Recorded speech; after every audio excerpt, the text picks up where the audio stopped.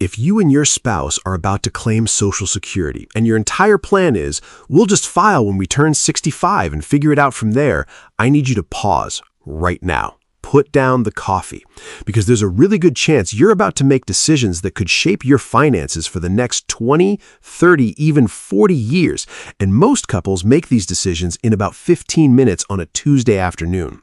Social Security isn't just one decision, it's a series of decisions. When you file, when your spouse files, which benefit you claim, how you coordinate the timing. Every single one of those choices ripples through the rest of your retirement. And studies from places like the National Bureau of Economic Research have consistently shown that most couples leave significant money on the table simply because they don't know how the rules work together. The good news, these aren't loopholes. They're not gray areas. They're not consult your shady uncle who watches financial YouTube at 2 a.m. strategies. They're rules baked right into the system. The Social Security Administration isn't exactly hiring skywriters to advertise them. Your job is to process your claim. Your job is to know what to claim in the first place. Today, I'm walking you through 4 strategies that smart retired couples are using to get the most out of the benefits they spent 40+ years earning.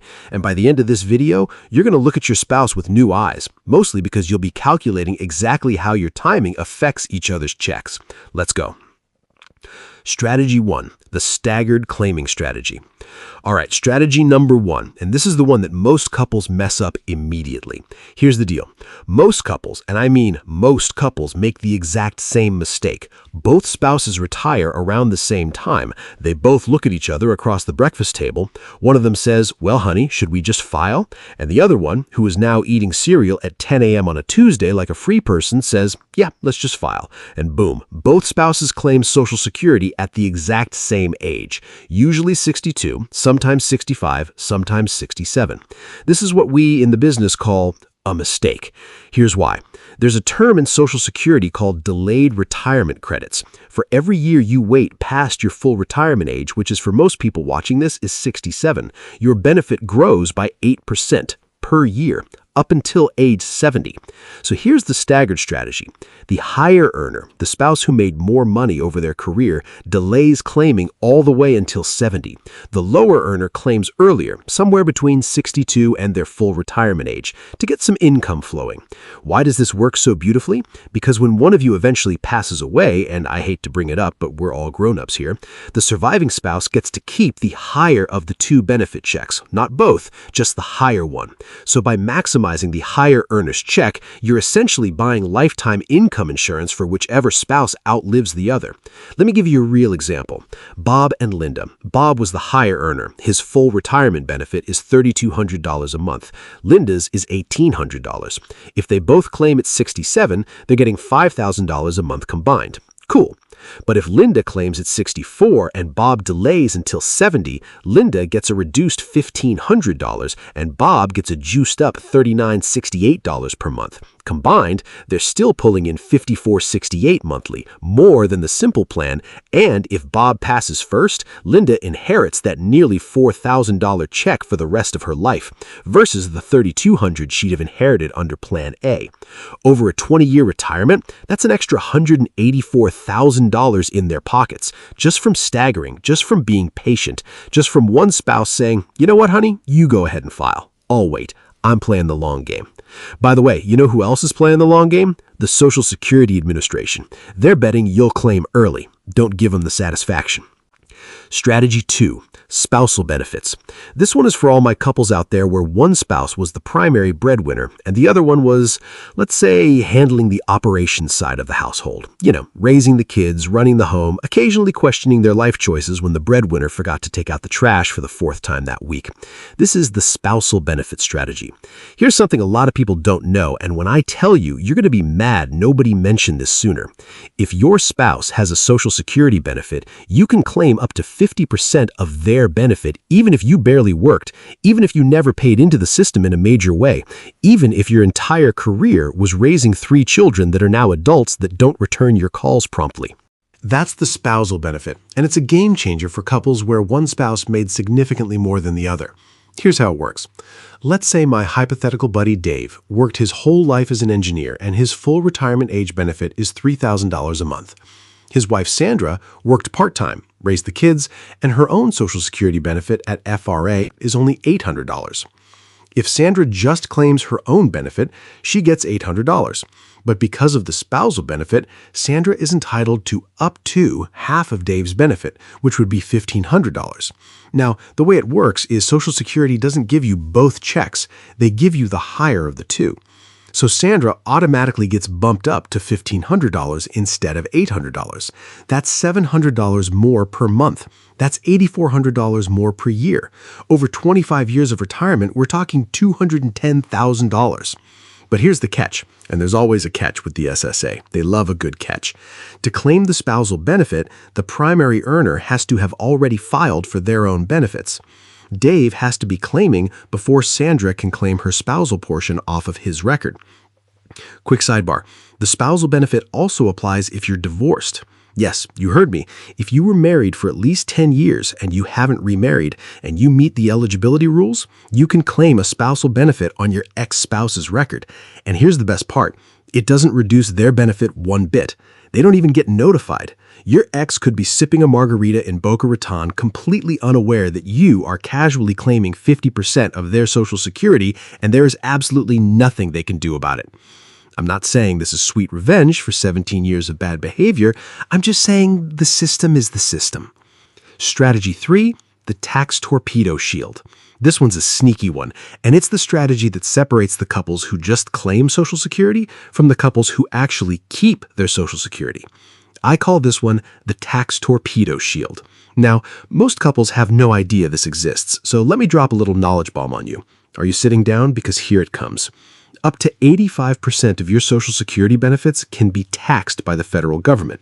Yeah, that benefit you spent 40 years paying into with after-tax dollars, the government's going to come back around and tax it again on the way out. It's like paying for a buffet, eating your meal, and then the restaurant charges you a digestion fee on the way out. It's audacious. It's offensive. It's also the law. Here's how it works. The IRS looks at something called your combined income, which is your adjusted gross income, plus any tax-exempt interest, plus half of your Social Security benefits. And depending on where that number lands, they tax a chunk of your benefits. For married couples filing jointly, if your combined income is under $32,000, your Social Security is tax-free. Between $32,000 and $44,000, up to 50% of your benefits get taxed. Over $44,000, up to 85% of your benefits are on the chopping block. And here's the kicker. Those income thresholds have not been adjusted for inflation since 1984. 1984. Reagan was president. The Karate Kid was in theaters. Cell phones were the size of bricks, and these thresholds have not moved. So how do retired couples shield themselves from the tax torpedo? 3 moves. Move number 1, strategic withdrawal sequencing. In your early retirement years, let's say 62 to 70, pull money from your taxable accounts and your traditional IRAs first. Why? Because if you delay Social Security until 70, you have these gap years where your income can be low. That means you can strategically drain your traditional 401k and IRA at low tax brackets before Social Security kicks in and inflates your combined income. Move number 2, Roth conversions during those gap years. While Social Security is delayed and your income is low, convert chunks of your traditional IRA into a Roth IRA. You pay taxes now at a low rate, and then once you do start collecting Social Security, your Roth withdrawals don't count towards your combined income. They don't trigger the tax torpedo. They're invisible to the IRS for this calculation. Move number 3, once Social Security is flowing, prioritize Roth withdrawals and tax-free sources for any extra income you need. Keep that combined income number low. The bottom line is this. It's not just about how much Social Security you claim. It's about how much you actually keep. And the couples who win retirement are the couples who think about Social Security and taxes as one strategy, not 2. Strategy 4, the survivor benefit optimization. Buckle up, because this one is the most important and the most overlooked. This is the survivor benefit optimization. Look, nobody likes to think about this. Nobody wants to plan a retirement strategy around the assumption that one of you is going to pass away first. But statistically, and the actuaries are absolutely brutal about this, one of you will. And women, on average, outlive their husbands by about 5 to 6 years. So when we talk about Social Security strategy, we're not just planning for retirement. We're planning for widowhood. We're planning for the very real possibility that one spouse is going to be living alone on a single income for a significant chunk of time. Here's how survivor benefits work. When one spouse passes away, the surviving spouse keeps the higher of the two Social Security checks. The lower one disappears entirely, like socks in a dryer. So if you and your spouse were each getting $2,000 a month, a combined $4,000, and one of you passes, the survivor doesn't keep $4,000, they keep $2,000. Their income just got cut in half. And their expenses? Not cut in half. The mortgage didn't get cheaper. The property taxes didn't drop. The electric bill didn't say, oh, you're a widow now. Here, have 50% off. So how do we optimize for this? Two things. First, and we already talked about this, the higher earner delays as long as possible, ideally to 70, because that maximizes the check that will eventually become the survivor's check. Second thing, and this is the part nobody talks about, survivor benefits can be claimed as early as age 60. Yes, age 60. You don't have to wait until your own retirement age to claim a survivor benefit if your spouse has passed. But here's the strategy. If you're widowed, you have an incredible option. You can claim the survivor benefit first, let your own benefit grow until 70, and then switch over. Or vice versa, claim your own reduced benefit at 62, then switch to the full survivor benefit at your full retirement age. The point is, as a widow or widower, you have two benefits you can toggle between, and you should strategically claim the smaller one first while letting the bigger one grow. This is why I cannot stress this enough. Couples need to talk about this stuff while you're both still here. Pull out a piece of paper, sit down at the kitchen table, talk about who's claiming what, when, and why, because the spouse who's left behind doesn't need to be figuring out Social Security rules in the middle of grief. Plan it now while you can plan it together. Here's your action plan from this video. Number 1, sit down with your spouse this week and pull up your Social Security statements at ssa.gov. Both of you, look at your numbers. Number 2, figure out who the higher earner is because that person is delaying as long as possible to maximize benefits and protect the surviving spouse.